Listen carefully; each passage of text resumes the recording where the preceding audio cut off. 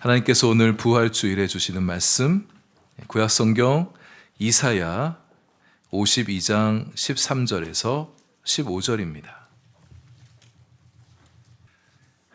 이사야 52장 13절부터 15절의 말씀, 우리 다 같이 한 목소리로 봉독하겠습니다. 보라, 내 종이 형통하리니 받들어 높이 들려서 지극히 존귀하게 되리라. 전에는 그의 모양이 타인보다 상하였고 그의 모습이 사람들보다 상하였으므로 많은 사람이 그에 대하여 놀랐거니와 그가 나라들을 놀라게 할 것이며 왕들은 그로 말미암아 그들의 입을 봉하리니 이는 그들이 아직 그들에게 전파되지 아니한 것을 볼 것이요 아직 듣지 못한 것을 깨달을 것임이라. 아멘. 기도하겠습니다. 하나님, 주님께서 부활하신 이 기쁨과 감사의 날, 이제 주님 말씀 듣기를 원합니다. 마음의 문 활짝 열어 주님의 말씀 마음에 받아들이게 하시고 선포되는 말씀이 우리 영혼에 불어오는 거룩한 생기가 되게 하사 새로워지는 우리의 삶 되게 하여 주옵소서. 예수님 이름으로 기도합니다. 아멘. 부활주일은 성탄절 또 추수감사주일과 더불어서 우리 그리스도인들에게 많은 기쁨을 주는 날입니다. 죽은 자가 다시 살아났다. 예수 그리스도가 죽으셨는데 다시 살아나게 됐다. 예수님의 부활을 기념하는 날 우리 많이 기뻐하십시다. 예수님 부활하셔서 지금도 살아계셔서 하늘 보좌 위에 앉아 계시고 이 땅을 여러분과 저를 통치하고 계십니다. 우리 하나님 크게 찬양하십시다. 또 부활하신 예수님을 따라 우리도 장차 부활하게 될 그 믿음과 소망으로 많이 감사하며 살아가는 우리가 되기를 바랍니다. 우리들 죽음 이후에 다시 살게 하실 것이니까 이 땅의 삶이 다 끝나고 나면, 이 땅의 짧은 인생들 마무리 짓고 나면 영원한 새 삶이 우리를 기다리고 있습니다. 그 소망 중에 이 땅의 삶의 여러 가지 어려움들 좀 잘 이겨나간 우리 성도님들 되시면 좋겠어요. 삶의 여러 가지 어려움들 너무 연연하며 살아가지 마시고, 물론 삶은 여전히 힘들고 어려움이 많이 있습니다. 그럴지라도 영원한 삶을 소망하면서 이 땅의 삶에 조금은 더 편안한 마음을 좀 가져주시면 좋겠고, 움츠러들었던 마음들이 있었다면 이 부활주의를 기점으로 다시 좀 기지개 활짝 펴시고 주님께서 주신 새 생명의 삶을 가지고 우리에게 주어진 인생 가운데 뛰어 들어가는 우리 성도님들 되시면 좋겠습니다. 다시 산다는 게 이게 얼마나 기쁜 거지? 다시 산다는 게 이게 얼마나 희망찬 일일까를 좀 묵상하다가 문득 컴퓨터 게임, 핸드폰 게임이 잠깐 생각이 났어요. 여러분들 핸드폰 게임 해보신 적 있으세요? 이게 정확하게 뭐 어떻게 표현하는지 모르겠는데 이 게임하면 플레이어가 있습니다. 플레이어의 생명이 여러 차례 주어지는 그런 게임들이 있어요. 게임하다가 실수로 내 플레이어가 죽게 되어지는데 그러면 그 게임이 게임 오버, 다 끝나버리는 게 아니라 다시 그 게임을 이어갈 수 있도록 새로운 플레이어가 생성이 되는 거예요. 그렇게 3번, 5번 그렇게 기회가 주어지니까 게임하다가 한번 죽어도 낙심하지 않고 게임을 다시 이어갈 수가 있어요. 게임을 잘 해왔는데 갑자기 허무하게 죽어버리면 그 얼마나 마음이 아쉽겠습니까? 다시 그 자리에서 시작할 수 있도록 해주는 거. 컴퓨터 게임에 그런 게임이 있더라고요. 게임 속에 플레이어가 재생될 때 그것도 약간의 즐거움이 되어주는데, 하나님께서는 우리에게 죽어도 다시 사는 생명을 우리에게 주셨습니다. 이 땅의 삶을 죽고 나면 그것도 다 끝나버리는 게 아니라 우리에게 다시 생명이 주어지게 돼요. 다시 살게 되어집니다. 근데 그 생명과 죽음을 다시 반복하는 게 아니라 이제 다시 살 때는 영원히 살게 될 것이라 말씀하셨어요. 영생이 믿어지고 영생이 기대되어지고 이 영생에 대한 비전이 우리 가운데 있다면 우리는 말할 수 없는 즐거움 가운데 살아갈 수가 있습니다. 이 땅의 삶도 힘있게 살아갈 수 있어요. 이 땅의 삶, 영원한 삶이 내게 보장되어 있기 때문에 이 땅의 삶은 때론 우리에게 모험이 될 수가 있습니다. 모험을 즐길 수 있는 인생이 될 수 있어요. 이 땅의 인생이 실험이 될 수도 있고 소풍이 될 수도 있고 천국에서의 삶의 예행 연습도 되어질 수 있는 것이죠. 어떤 분은 부활신앙을 가지고 살아가는 것을 두고 부활을 살아간다 이런 표현을 하기도 했습니다. 부활을 미래의 어느 때에 이루어질 것으로만 생각하는 게 아니라 오늘을 살아가는 현재적인 경험이 되게 한다는 거예요. 천국 가서 누릴 그 기쁨을 여기서도 좀 느끼고, 천국에서 누리게 될 평화와 사랑을 여기서도 누리며 살아가고, 천국에서 누릴 그 행복을 이 땅에서도 살아가게 되는 것. 천국을 살아가는 것, 부활을 살아가는 것. 유진 피터스 목사님은 부활을 살아가는 것을, 그 의미를 살아계시며 현존하시는 예수님과 동행하는 것이다, 이렇게 얘기했습니다. 여러분, 천국은 예수님이 있기 때문에 천국이잖아요. 우리 천국 가면 예수님과 동행하며 살아가는 삶을 살게 됩니다.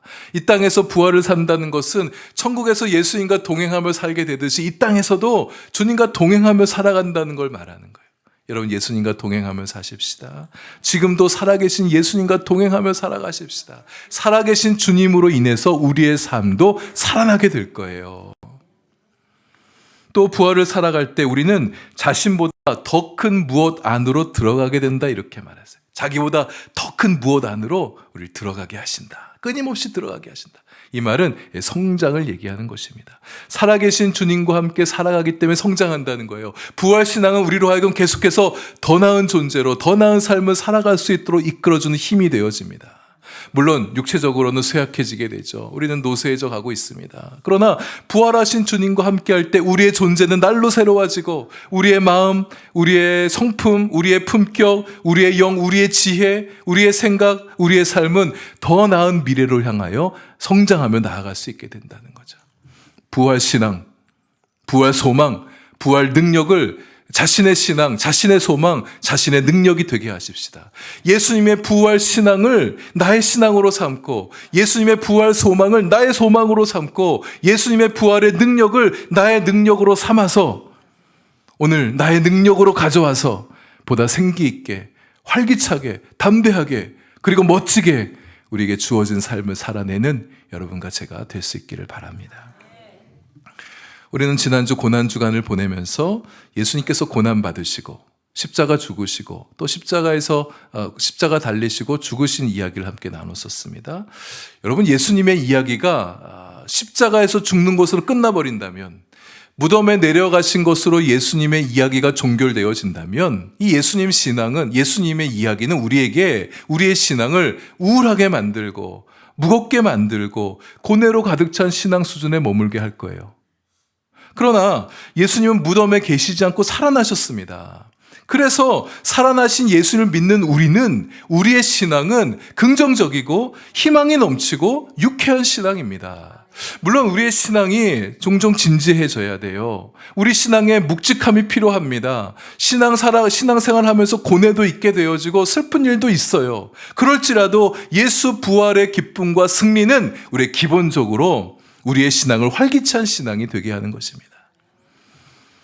부활하신 후에 예수님 사시다가 나이가 들어서 술을 다 하시고 다시 죽으신 것 아니었죠. 예수님은 승천하셨습니다. 원래 예수님 계시던 곳으로 돌아가신 거예요. 우리 인류를 구원하시기 위한 사명을 가지고 원래 하늘에 계시던 분이 이 땅에 내려오셨죠. 사람의 몸을 이 땅에 입고 내려오셔서 이 땅에서 사셨다가 사명을 다 완수하신 후에는 다시 원래 계시던 곳으로 돌아가신 겁니다. 하늘에서 하늘에 오르신 주님을 일컬어 신학적으로는 승귀하셨다, 이런 표현을 씁니다. 오르셔서 귀하게 되셨다, 이런 말이죠. 여기까지가 예수님 이야기의 전모입니다. 아주 독특하죠. 놀랍죠. 이 세상 누가 아무리 위대한 사람인다 한들 하늘에서 내려올 수 있으며, 죽기 위해 살아가며 살다가 죽으며 죽었다가 다시 하늘로 올라갈 수 있겠어요? 다시 살아나 하늘로 올라갈 수 있겠습니까? 세상 그 어떤 존재에게도 없는 예수님만의 독특한 서사입니다.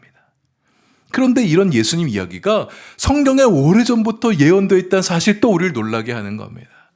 예수님 탄생하기 전에 수백 년 전 살았던 이사야 선지자를 통해서 예수님의 죽으심과 부활하심과 승귀하심이 예언되어 있었어요. 오늘 본문과 이어지는 53장 그 텍스트가, 그 예언 텍스트들 가운데 그 텍스트가 한 대목이 되어집니다. 이사야 예언이 예수님에게서 그대로 성취되었어요. 그래서 우리는 예수님 께서 선지자 예언의 당사자셨구나 이렇게 알게 되어지고, 오래전 이 예언을 통해서 약속하셨던 하나님, 그 약속을 하나님이 마침내 성취하셨구나, 예수 그리스도를 통해 성취하셨구나라는 사실을 우리가 깨닫게 되는 것입니다. 이제 본문 말씀을 중심으로 또 본문 말씀을 좀 더 풀어주는 53장의 내용은 오늘 본문 말씀을 좀 더 쭉 부연해주는 본문입니다. 조금씩 언급해 가면서 부활하시고 고난당하신 주님의 메시지, 그리고 부활하시고 승계하신 주님이 오늘날 우리에게 주는 메시지를 잠시 묵상해 보고자 합니다. 13절은 이렇게 시작하고 있습니다. 보라, 내 종이 형통하리니 받들어 높이 들려서 지극히 존귀하게 되리라. 하나님께서 하신 말씀인데, 여기서 종은 아들 예수님을 말하는 겁니다. 예수님은 하나님의 아들이 맞으세요. 그러나 사람의 몸을 입고 구원 사역을 수행하시는 동안에는 종으로 사셨습니다. 예수님께서 하나님 아버지 앞에 상당히 무척이나 충성스러운 종으로 사셨어요. 그래서 그렇게 사셨던 예수님을 하나님께서 보시고 그를 형통하게 하시고 받들어 높이 들리시고 그를 지극히 존귀하게 하셨다, 이렇게 하는 거예요. 하나님 보시기에 너무 좋은 종이었어요. 그 종을 높이 들어주셨다 말씀이죠. 먼저 최종 결론부터 선언하고 계십니다. 예수님의 결론이 참 좋아요. 예수 결말이 참 좋아요. 근데 이렇게 되기까지 여호와의 종 예수님은 상당한 고난과 어려움을 겪으셔야 했어요. 53장을 보시면 상당히 슬퍼요. 예수님의 고난에 대한 예언, 메시아의 고난에 대한 예언이 나오는데 예수님 그 고난의 예언 그대로 고난 받으셨습니다. 하나님으로부터 형통과 존귀한 영광을 받으시기 전에 예수님은 사람들로부터는 멸시와 고난을 받으셨어요. 사람들이 예수님을 메시아로 인정하지 않았습니다. 특히 유대 종교 지도자들, 예수님을 하나님의 아들로 인정하지 않고 메시아로 인정하지 않았어요. 인정하고 싶지 않아서 예수님이 어떤 분인가 알려고 하지도 않았었어요. 그런 지도자들에 의해서 심한 멸시와 모독을 받으셨던 예수님, 유대 종교 지도자들의 선동에 의해서 무리들도 군중들도 예수님을 비방하고 희롱하고 욕했죠. 나중에 십자가에 못 박으라고 아우성쳤죠. 로마 군병들은 여기에 더 얹어 예수님을 향하여, 하나님의 아들을 향하여 물리적인 폭력도 서슴지 않았습니다. 침뱉고 주먹으로 치고 때리고 날카로운 채찍으로 때리고, 한 번 내리치면 살점이 떨어져 간 채찍, 날카로운 채찍이었었어요. 예수님은 이들로 인해서 몸과 마음이 매우 상하셨습니다. 14절에서 예수님께서 그렇게 받으실 고난을 그렇게 예언하고 있죠. 그의 모양이 타인보다 상하였으므로 많은 사람들이 그에 대하여 놀랐다. 놀랐다는 것은 이 사람이 너무 심하게 다친 거예요. 그래서 사람이 어떻게 저렇게 상할 수 있을까? 놀라서 입을 다무지, 놀라서 놀라움에 금치 못하는 거예요. 사람들이 예수님을 멸시하고 비방했던 이유, 그의 모습을 상하게 했던 이유, 그 외모 때문이었습니다. 무슨 말인가? 그의 예수님의 외모가 어땠길래 사람들이 놀랄 정도로, 쳐다보기 힘들 정도로 그렇게 몸이 상하게 되셨어야 했나? 그리고 외모가 별로라고 사람을 괴롭히고 때리나? 이게 도대체 무슨 말인가? 53장 2절을 보니까 예수님의 외모를 두고 이렇게 말하고 있습니다. 셋째 줄에 고운 모양도 없고 풍채도 없은즉 우리가 보기에 흠모할 만한 아름다운 것이 없도다. 이 말씀은 근거로 실제로 많은 사람들이 예수님의 얼굴이 세간에 알려져 있는 것보다는 그렇게 잘생긴 얼굴은 아니었을 것이다, 이렇게 추론하는 분들이 계세요. 풍채도 없고 볼품도 없는 분이다. 우리가 그림이나 영화를 통해서 보게 되어지는 예수님은 상당히 잘생기신 분이시죠. 예수님 영화를 보게 되면 이 캐스팅할 때 거의 영화 배우들 탑 티어의 잘생긴 외모를 가진 사람들로 캐스팅을 하잖아요. 머리카락도 되게 아름답고, 키도 크시고, 몸도 준수하시고, 목소리도 꿀성대. 우리가 상상하게 된 예수님의 모습. 근데 이사야 53장 2절 말씀을 따르게 되면 그렇게 보기가 어렵습니다. 하지만 예수님의 얼굴과 외모를 가지고 잘생겼다, 아니었다 이렇게 말하기는, 이 본문 가지고 그렇게 말하기는 사실상 무리가 있습니다. 왜냐하면 이사야 예언자가 말하고 싶은 것은 예수님이 사실 잘생긴 얼굴이 아니다, 풍채도 별로 없는 분이고 볼만한 분이 아니야, 얼굴이 그냥 그래, 이걸 말하고 싶은 게 아니라, 예언이 말하고 있는 예수님께 흠모할 만한 아름다움이 없다, 이것은 당시 사람들에게서 메시아로서 인정받을 만한 외적 조건이 없었다는 거예요. 당시 사람들은 메시아를 어떻게 기대하고 있었냐면 다윗 왕과 같은 이의 출현을 기대하고 있었습니다. 왕의 가문에서 태어나시고 왕의 품격을 가지고 왕의 언어를 말하며 왕의 리더십을 가지고 왕의 권위를 가지고 다윗 왕가를 다시 다윗의 왕의 명성을 다시 회복시킬 비전을 가지고 군중들의 그 꿈을 좀 나눠주기도 하면서 세력을 모아서 로마 군병의 반기를 들 수 있을 만한 힘을 가진 메시아, 이게 세상 사람들이 원했던 메시아였었어요. 그러나 예수님은 그런 사람들의 기대에 전혀 어긋나는 모습의 메시아상을 보여주셨죠. 출신은 시골 베들레헴 출신입니다. 또 말구에서 태어나셨대요. 그가 성장한 곳도 유대인들이 그렇게 멸시하는 동네, 갈릴리 촌동네 나사렛에서 태어나셨습니다. 예수님의 직업, 군주도 아닌 군사도 아닌 목수였습니다. 랍비 만나서 제대로 교육도 받아본 적도 없는 사람이었어요.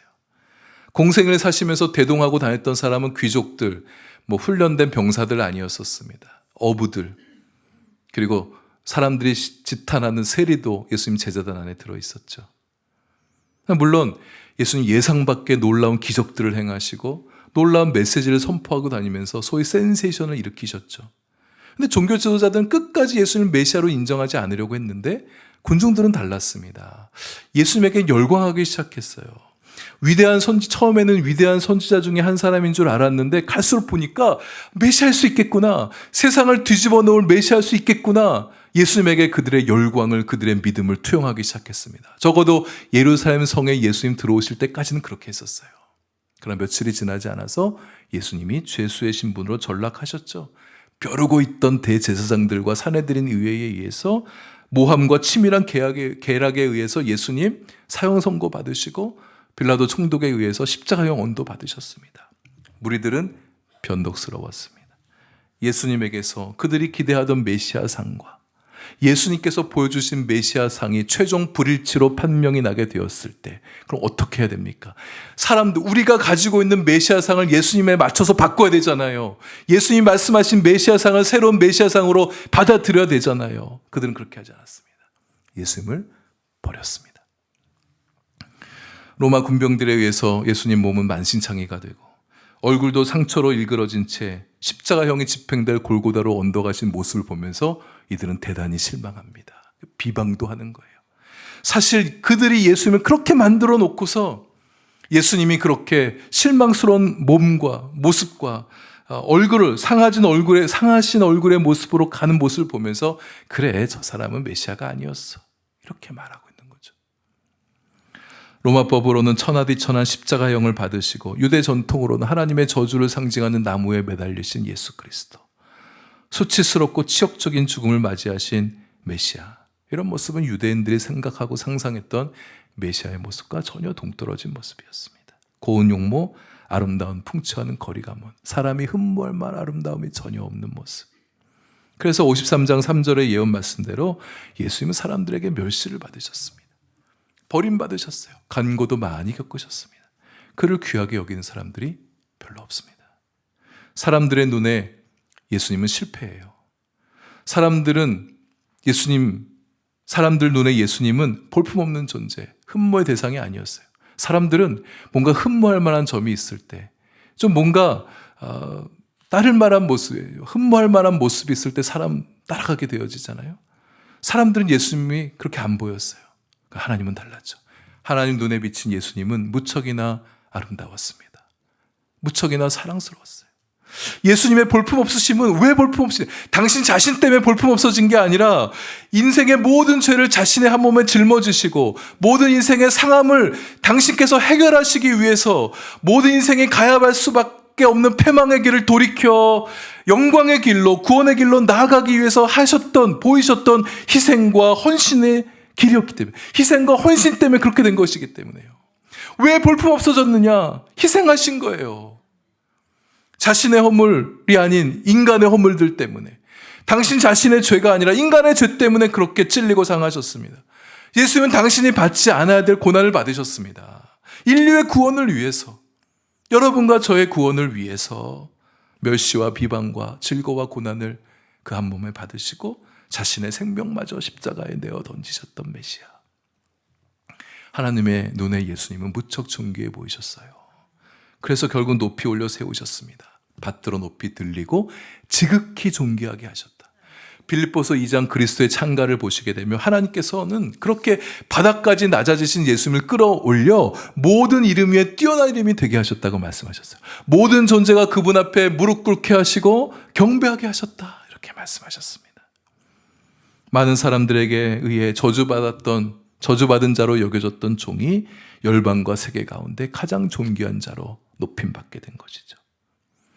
예수님은 그렇게 존귀하게 되시고 형통하셨다. 예수님의 형통함은 어떻게 말할 수 있을까요? 예수님 승천하신 후에 수많은 제자들이, 예수를 믿게 된 사람들이 곳곳에 다니며 예수 그리스도의 복음을 전합니다. 예수의 복음이 골고다 언덕에서 사라진 게 아니라, 무덤 속에 내려가면서 그냥 사라진 게 아니라 온 열방 가운데 퍼져가게 된 거예요. 예수 복음의 형통함이죠. 예수 복음이 전파되어 들어가는 나라들마다 영적으로 들썩입니다. 예수 복음이 먼저는 예루살렘을 뒤집어 놨잖아요. 온 유대와 사마리아의 수많은 그리스도인들 만들어냈잖아요. 시대의 인물, 걸출한 인물 사도 바울이 출현해서 그가 복음 들고 소아시아와 유럽 온 땅을 다니면서 복음을 전할 때 각 지역마다 소동이 일어났습니다. 악한 영은 떠나가게 되고 영적 지형들이 바뀌는 역사가 사도 바울의 복음 증거를 통해서 일어나게 되었었어요. 왕들이 입을 봉할 정도로 놀랬다. 이건 상상하지 못할 놀라운 일을 목도하고 크게 놀라운 장면을 말해주는 겁니다. 우리는 보통 놀라면 입이 떡 벌어진다 그러잖아요. 왕들은, 통치자들은, 자기 위에 아무도 없다고 생각하는 자들은 자기보다 위대한 자를 만나게 되면 놀랄 때 입을 다무는 거예요. 그분 앞에서 입을 함부로 놀리지 않겠다고, 상대방의 권위를 인정하고 존중하는 표현이죠. 입을 봉하는 거예요. 왕들이 그렇게 놀라는 이유는 예수님 사건이 주는 메시지가 놀라워서 그렇습니다.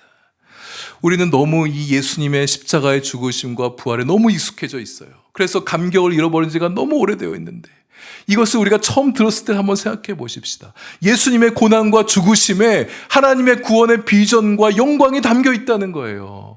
어찌하여 하나님의 영광이 한 사람의 죽으심 안에 담겨 있을 수 있을까? 왕이면 아는 것도 많아요. 그러나 예수 사건은, 예수님의 죽으심과 부활하심과 이 승귀의 사건은 전에도 본 적이 없고 들어본 적 없는 사건이에요. 그래서 왕들이 놀란다는 거예요. 그 사건이 말해주는 메시지, 우리 다시 한번 마음에 새기십시다. 예수님의 죽으심, 정치범으로 극악한 죄를 져서 십자가 달린 게 아니라 우리의 죄를 지고 짊어지신, 우리의 죄를 용서해 주시기 위해서 짊어진 대속적 죽음이라는 겁니다. 예수님의 부활하심은 우리를 살리시기 위해서, 우리에게 영원한 생명과 천국의 소망을 갖고 살아갈 수 있도록 그 나라 들어가시기 하기 위해서 부활하신 거고, 예수님의 승귀하심은 그분이 하나님의 아들로서 이 땅을 다스리는 통치자이심을 입증하시고 이 땅을 다스리시는 왕이심을 선포하신 사건인 것이죠. 이 메시지가 들려본 적 없고 본 적 없는 메시지여서 사람들이 놀랬다. 사람이 기획할 수 있는 일입니까? 하나님만이 기획하실 수 있고 하나님만이 추진하실 수 있고 하나님만이 성취해낼 수 있는 일인 거죠. 사람이 상상할 수 없는 놀라운 일이 십자가와 부활과 승귀 안에 나타났기 때문에 왕들이 놀라서 입을 다물게 될 것이라고 예언했던 겁니다. 예언대로 온 열방이 예수님으로 인해 놀랐습니다. 통치자들, 세상 주권자들, 세상을 힘과 권력으로 다스린 자들이 다 놀랐어요. 예수님은 그렇게 세상을 놀래키셨습니다. 예수님은 사람들의 멸시와 버림과 조롱과 폭력의 그 숱한 상처를 거절하지 않으셨어요. 그 온몸에 다 받아주셨어요. 예수님은 고난받는 종이셨습니다. 그러나 그렇게 고난받고 그냥 쓰러지지 않으셨습니다. 하나님이 그냥 두시지 않죠. 예수님을, 고난의 종 예수님을 영광의 종으로 바꿔주셨어요. 예수님의 고난을 바꾸어 축복과 영광이 되게 하셨습니다. 주인이신 하나님을 위한 예수님의 사랑과 순종이 수많은 영혼들에게 치유와 회복을 가져다 주셨죠. 땅에 떨어진 씨앗 하나가 죽어서 수많은 열매를 맺는 것처럼 예수님의 헌신이 이 땅에 수많은 영혼을 살리는 역사를 만들어냈습니다.